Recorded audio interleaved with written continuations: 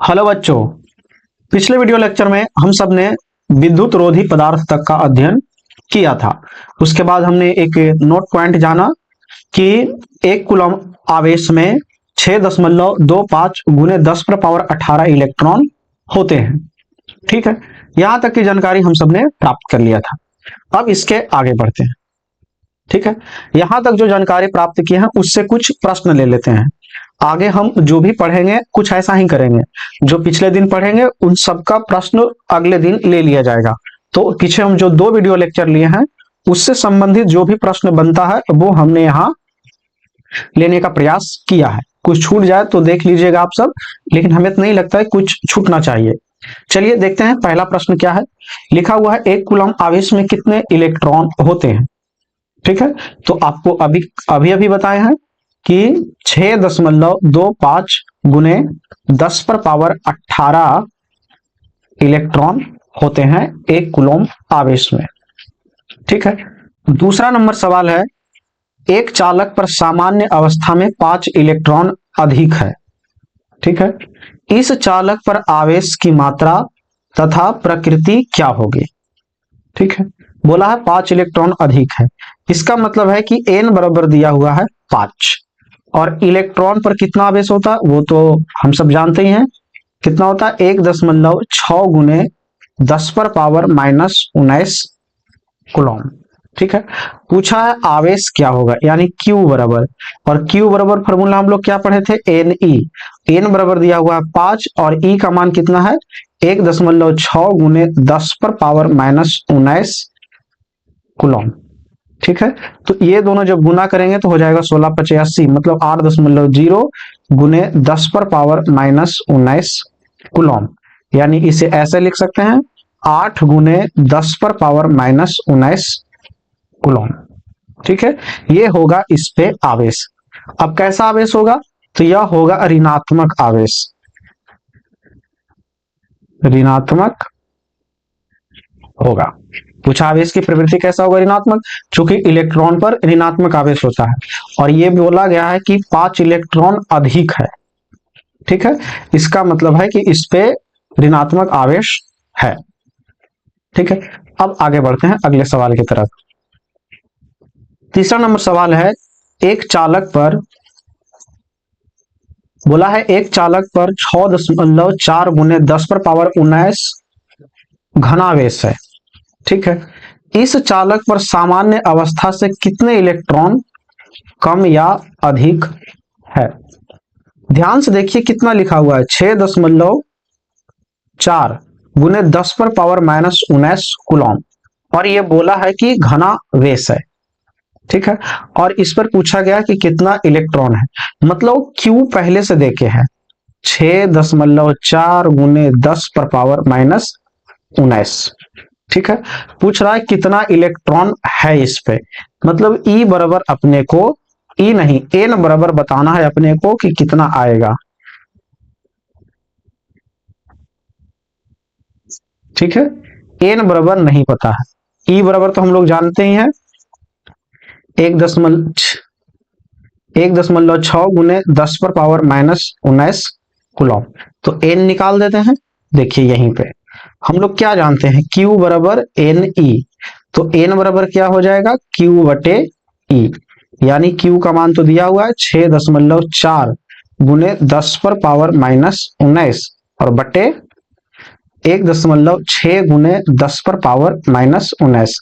आप देख पा रहे हैं 10 पर पावर -19 से 10 पर पावर -19 कट गया और 16 चौक 64, यानी N बराबर आ गया 4।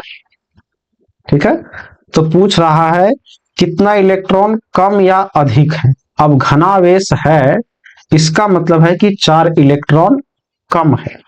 ठीक है, तो इसको लिखेंगे 4 इलेक्ट्रॉन कम। ठीक है, क्योंकि घनावेश आया है कैसे, घनावेश के बारे में बताए थे ही। अगर कोई पदार्थ पर यहां देखिए, अगर कोई पदार्थ पर यहां 12 इलेक्ट्रॉन है।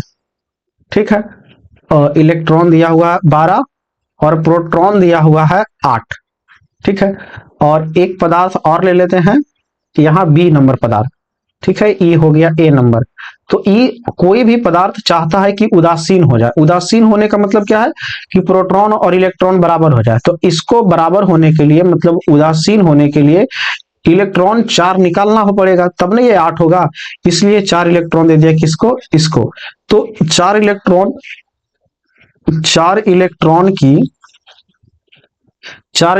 यहां आ गया, ठीक है।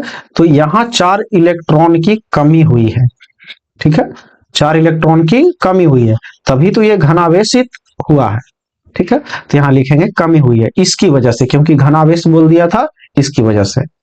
अगर वही ऋणावेश बोलता तो हम बोलते कि 4 इलेक्ट्रॉन की वृद्धि हुई है। उम्मीद है आप इस बात को बेहतर समझ रहे होंगे। तो इसका आंसर आएगा 4 इलेक्ट्रॉन की कमी, ठीक है। चौथा नंबर सवाल देखते हैं। लिखा हुआ है 1 इलेक्ट्रॉन पर कितना आवेश होता है। तो ये सब तो पता ही है आप लोग को, 1.6 गुने 10 पर पावर -19 कूलम, यह 1 इलेक्ट्रॉन पर आवेश होता है। 5वां नंबर सवाल है, सामान्य आवेश एक दूसरे को प्रतिकर्षित करते हैं। इसका आंसर हो जाएगा प्रतिकर्षित। कहता असमान आवेश एक दूसरे को, तो इसका आंसर हो जाएगा आकर्षित, ठीक है। कह रहा है कि अगर किसी परमाणु में प्रोटॉन और इलेक्ट्रॉन बराबर हो तो उस पर आवेश, तो इस पर हो जाएगा उदासीन।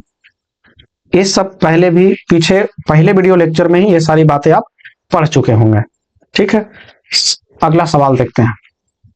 बोला अगर किसी परमाणु में इलेक्ट्रॉन और प्रोटॉन में इलेक्ट्रॉन ज्यादा है तो उस पर कैसा आवेश होगा। अगर इलेक्ट्रॉन ज्यादा हो गया इसका मतलब है इस पर ऋणात्मक आवेश होगा, ऋणात्मक आवेश, ठीक है। अगला सवाल है, अगर किसी परमाणु में इलेक्ट्रॉन और प्रोटॉन में अगर प्रोटॉन ज्यादा हो तो उस पर आवेश होगा। तो अगर प्रोटॉन ज्यादा हो गया है तो घनावेशित होगा, घनावेश, ठीक है। कैसा आवेश होगा, घन आवेश होगा।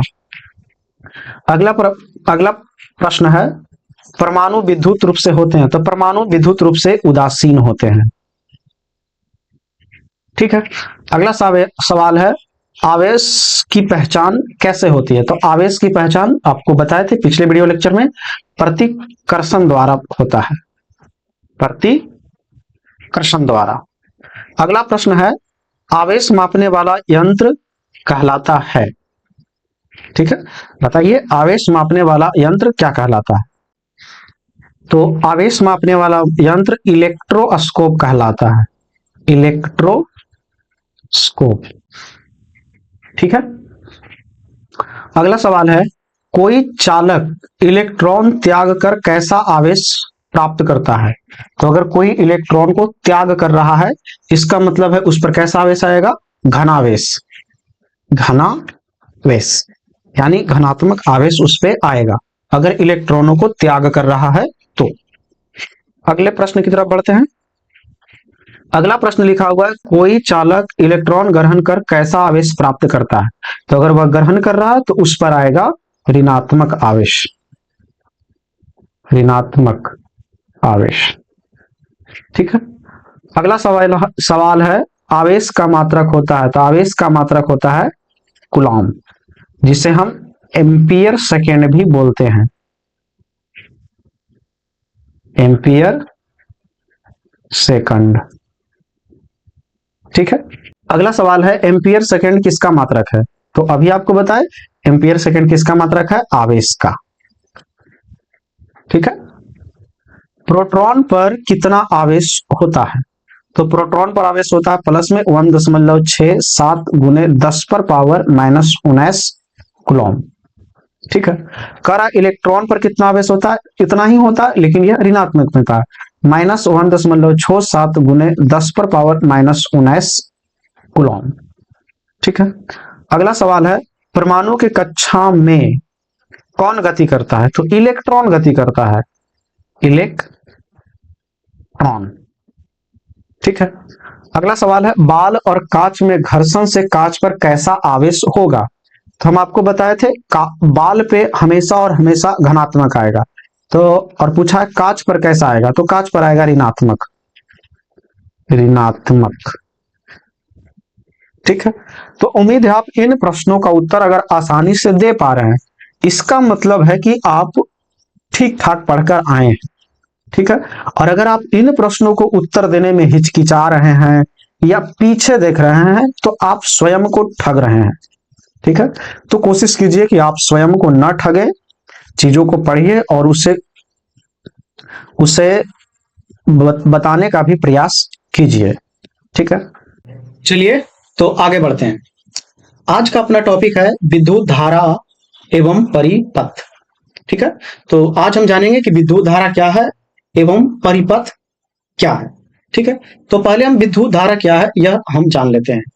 लिखा हुआ है किसी चालक में विद्युत आवेश के प्रवाह दर को विद्युत धारा कहते हैं। ठीक है, अब इस शब्द का क्या मतलब है इसे जानते हैं। बोला गया किसी चालक में, मान लिया जाए यह एक तार है। ठीक है, यह एक तार है। अब इससे क्या जा रहा है, आवेश। ठीक है, क्या जा रहा है, आवेश। तो अगर इस तार से लगातार आवेश जाएगा, मतलब आवेश जा रहा है, तो आवेशों के लगातार प्रवाह से ये जो धारा टाइप से जो बन गया है, तो इसी को बोला जाएगा विद्युत धारा। विद्युत धारा। मान लिया जाए, अगर आप ऐसे भी पढ़ चुके हैं, अगर पानी की धारा जाती तो बोलते हैं जल की धारा। अब ये आवेश की धारा जा रही है और हम आपको बताया था कि आवेश विद्युत ही है। ठीक है, तो चूंकि विद्युत लगातार प्रवाह हो रहा है इसलिए इसे बोलेंगे विद्युत धारा। आप ऐसे भी बोल सकते हैं आवेशों के लगातार प्रवाह को विद्युत धारा कहते हैं। ठीक है, जैसे मान लिया जाए यह एक तार, चालक तार है। अगर इससे आवेश लगातार फ्लो हो रहा है, मतलब जा रहा, तो उस आवेश को अब आवेश नहीं बोलेंगे, आप बोलेंगे इसमें विद्युत धारा जा रहा। ठीक है, तो वही लिखा हुआ है किसी चालक में विद्युत आवेश के प्रवाह दर को विद्युत धारा कहते हैं। ठीक है, तो विद्युत धारा का सूत्र हो जाएगा आवेश बटे समय, मतलब आवेश गया कितना समय में। ठीक है, विद्युत धारा के लिए हमने I लिखा है, आवेश के लिए Q और समय के लिए T। ठीक है, यानी विद्युत धारा बराबर यानी I बराबर Q बटे T। आवेश का मात्रक आप सब बेहतर जानते हैं, कूलॉम, और समय का मात्रक सेकेंड। ठीक है, तो कूलॉम प्रति सेकेंड क्या हो जाएगा, विद्युत धारा का मात्रक, यानी कूलॉम प्रति सेकेंड हो जाएगा विद्युत धारा का मात्रक, और कूलॉम प्रति सेकेंड को ही बोला जाता है एम्पियर। ठीक है, तो विद्युत धारा का मात्रक या तो आप एम्पियर बोल लीजिए या कूलॉम प्रति सेकेंड बोल लीजिए, या एम्पियर बराबर आप ऐसे बोल सकते हैं कि एम्पियर बराबर होता है कूलॉम प्रति सेकेंड, या कूलॉम प्रति सेकेंड बराबर एम्पियर। ठीक है, यहां से एक फॉर्मूला और निकाल सकते हैं, Q बराबर, Q क्या बता रहा है, आवेश को बता रहा है, तो इस T को अगर इधर लाएंगे तो गुना हो जाएगा T, तो Q बराबर I T। ठीक है, आवेश बराबर विद्युत धारा गुने समय, इसको ऐसे भी बोल सकते हैं। आप सब बेहतर जानते हैं विद्युत धारा का मात्रक अभी अभी हमने जाना एम्पियर होता है, तो विद्युत धारा के लिए एम्पियर, टी का मात्रक समय का सेकेंड यानी एम्पियर सेकेंड, और इस एम्पियर सेकेंड को बोला जाता है, एम्पियर सेकेंड ही लिखा हुआ, कूलॉम। ठीक है, तो आवेश का मात्रक कूलॉम या एम्पियर सेकेंड, पीछे भी जब हमने आवेश का मात्रक कूलॉम लिखा था तो कोष्ट में लिखा था एम्पियर सेकेंड, तो ये एम्पियर सेकेंड यहां से आया। ठीक है, तो उम्मीद है आप इस बात को बेहतर समझ रहे होंगे। यही चीज लिखा हुआ, विद्युत धारा का मात्रक एम्पियर बताइएगा या कूलॉम प्रति सेकेंड बताइएगा। आपसे पूछा जाएगा विद्युत आवेश का मात्रक बताएं, तो आप बताइएगा कूलॉम या एम्पियर सेकेंड। ठीक है, तो उम्मीद है आप इस स्लाइड की बात को बेहतर समझ गए होंगे। देखिए अभी तक हमने विद्युत धारा से टोटल 3 सूत्र देखा। क्या, एक हमने देखा है Q बराबर NE। ठीक है, एक अभी अभी हमने जाना I बराबर Q बटे T, और एक और हमने Q बराबर जाना I T। ठीक है, तो विद्युत धारा वाला चैप्टर में विद्युत में एक एक सूत्र को आप ध्यान से याद रखिएगा ताकि आप न्यूमेरिकल को बेहतर बना सके, वरना इस चैप्टर का जब न्यूमेरिकल आपके सामने आएगा तो हो सकता है आप डर जाए। ठीक है, तो अगर आप डरना नहीं चाहते हैं तो एक एक सूत्र को याद रखिएगा।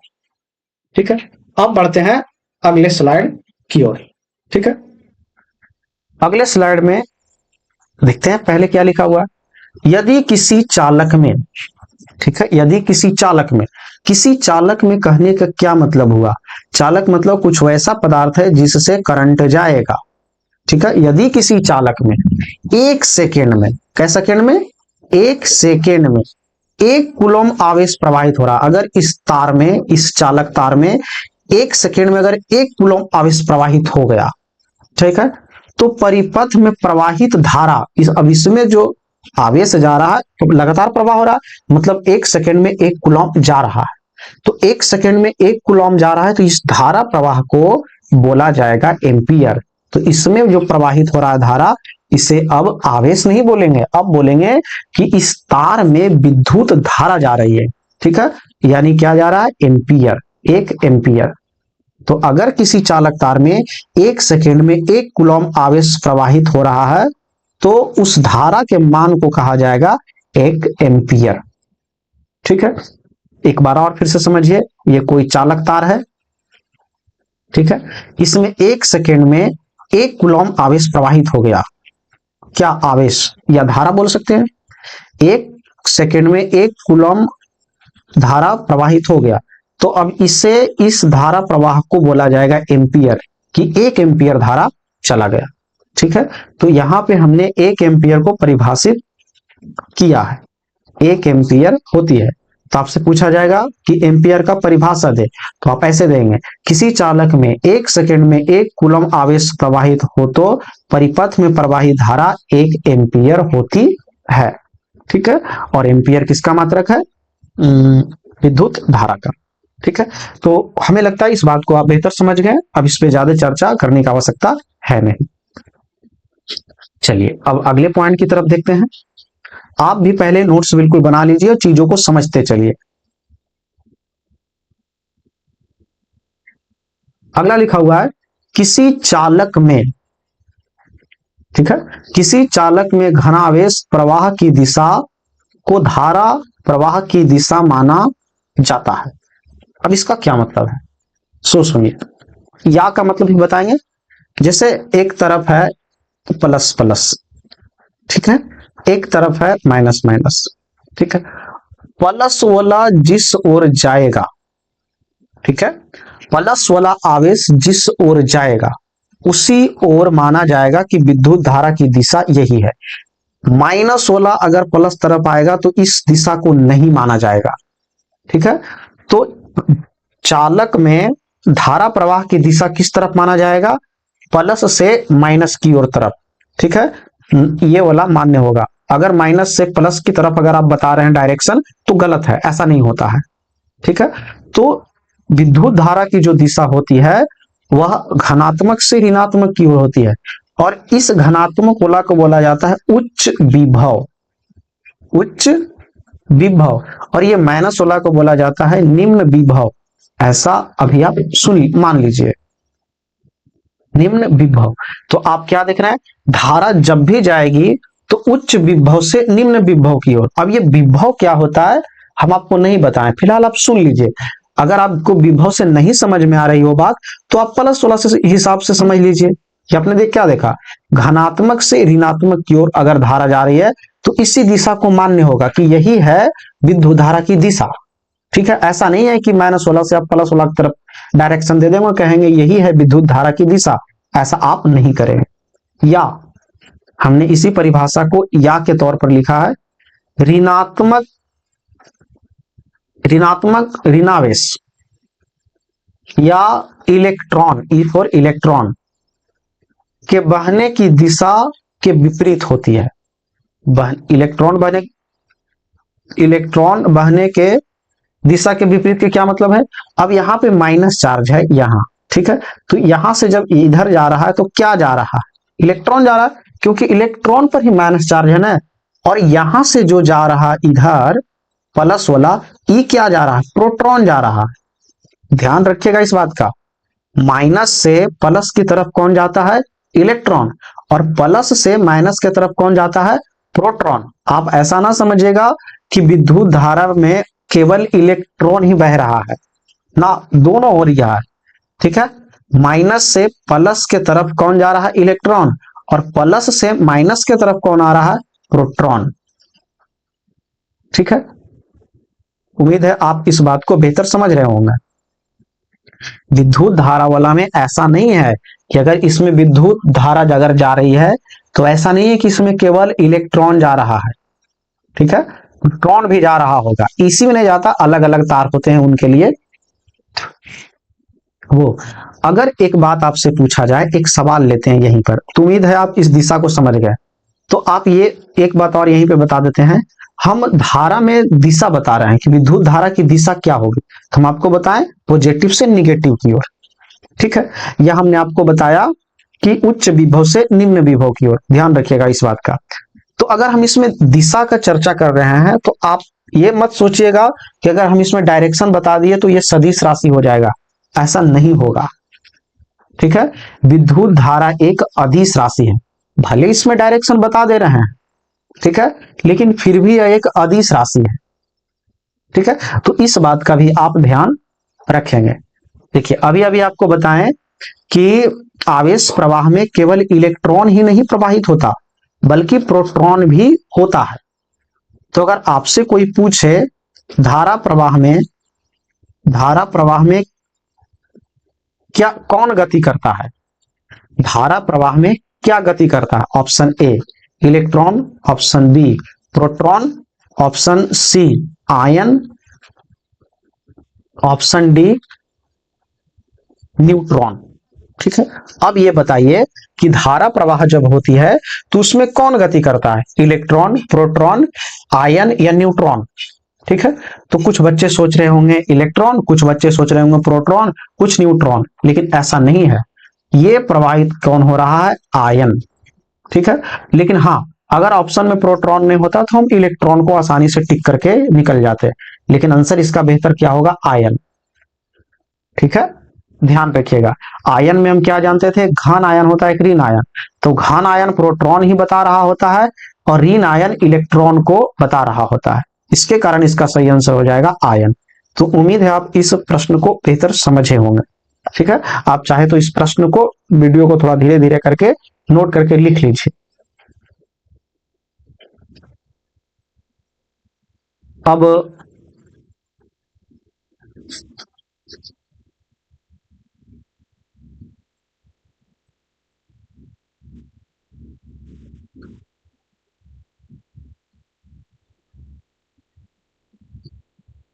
ठीक है, यहां तक हमने देख लिया विद्युत धारा एक अदिश राशि है, भले से इसमें डायरेक्शन होता है उच्च विभव से निम्न विभव की ओर या पॉजिटिव से निगेटिव की ओर, ठीक है, लेकिन फिर भी यह एक अदिश राशि। अगला है विद्युत धारा मापने वाला यंत्र, विद्युत धारा को मापने वाला यंत्र होता है अमीटर, या कहीं कहीं पर इसे लिखा रहता है ए मीटर, ए मीटर, ठीक है, लेकिन अमीटर या ए मीटर सेम बात है, ठीक है। तो अगर किसी तार में, किसी चालक तार में कितना करंट जा रहा,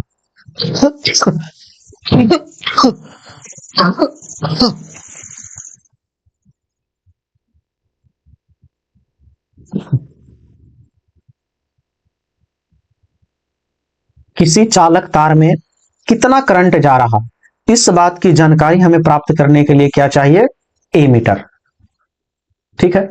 तो चलिए देखते हैं ए मीटर कैसा होता है, या उसे बनाने का आपको बताएंगे। चलिए तो देखते हैं ए मीटर के बारे में भी कि किस तरह का ए मीटर होता है, उसे जांचने का भी हम प्रयास करेंगे। विद्युत धारा को कैसे लगाया जाता है ए मीटर को विद्युत धारा में, ये भी हम आपको अभी अभी ही बताएंगे, ठीक है। अगला पॉइंट देख लेते हैं क्या लिखा गया है। लिखा गया हुआ है किसी विद्युत धारा के सतत बंद पथ को विद्युत परिपथ कहते हैं, ठीक है। यहां पे विद्युत परिपथ के बारे में बताया गया, विद्युत के रास्ता के बारे में। तो कह रहा है किसी विद्युत धारा के सतत बंद पथ को विद्युत परिपथ कहते हैं। अब इसका क्या मतलब है सो समझिए, इसे आप ऐसे समझिए, एक बैटरी लेते हैं, ठीक है, देखो ये बैटरी का ही सिंबल है, ये जो भी बनाए हैं इस तरह का, ये बैटरी का, इसमें बड़ा का जब भी होगा तो प्लस और छोटा माइनस, ये बतिया अभी ध्यान ले लीजिए। अगर हम जब भी ऐसे बनाएंगे तो वो बड़ा वाला जो खींचेंगे उस पर हमेशा हमेशा प्लस देंगे, उच्च विभव, और जो छोटा रहेगा उस पर हम माइनस माइनस देंगे, यानी निम्न विभव। ठीक है, इसको ऐसे लाते हैं। इस बंद पथ का क्या मतलब है वो भी हम आपको समझाएंगे अभी।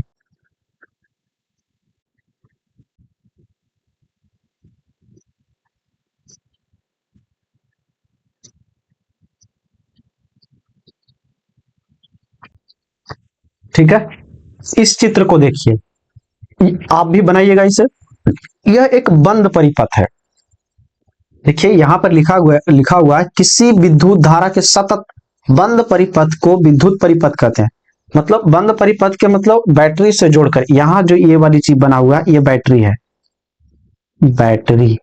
ठीक है, तो देख रहे हैं बैटरी के प्लस वाला और माइनस वाला क्या एक दूसरे से बंद है, क्या बीच में ऐसे छोड़ दिए हैं?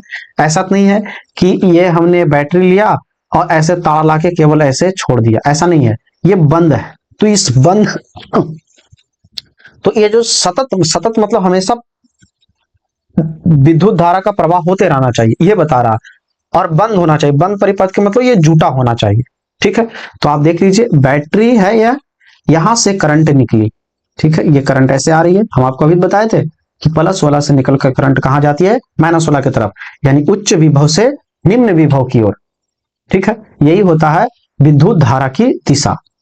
अब यहाँ पे आया, हमने यहाँ पर एक लगाया प्रतिरोध। प्रतिरोध मतलब जो आवेश को थोड़ा थोड़ा रोक दे, वो प्रतिरोध होता है। ठीक है, फिलहाल आप ऐसे ही समझ लीजिए कि ये प्रतिरोध है।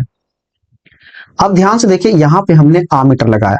आमीटर में भी प्लस और माइनस होता है, तो ध्यान रखिएगा आमीटर को जब भी जोड़ेंगे तो प्लस वाला के साथ ही जोड़ेंगे पहले। ठीक है, और माइनस वाला को माइनस वाला की तरफ ही जोड़ेंगे। अब ध्यान से देखिए, इससे प्रवाह यहां से बिजली अब कहां जाएगी? धीरे धीरे आमीटर से होते हुए यहां पहुंचेंगे स्विच के पास।